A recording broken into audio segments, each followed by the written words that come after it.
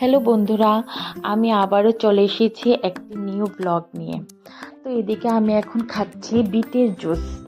তো বিটের জুসটা এত খেতে টেস্টি হয় না, কিন্তু স্কিনের জন্য এটা খুব ভালো হয়। তারপর জুস খেয়ে আমি বসে পড়লাম ভাত নিয়ে। আজকে ভাত খেলাম, ভাত আর ডিমের অমলেট। আর এটা আমার একটা ফেভারিট খাওয়া। তারপর খেয়ে ভাতটা খাওয়ার পর আমার একটা পার্সেলও এসেছে, সেটা আপনাদের সাথে শেয়ার করব। তো ভিডিওটা দেখতে থাকুন।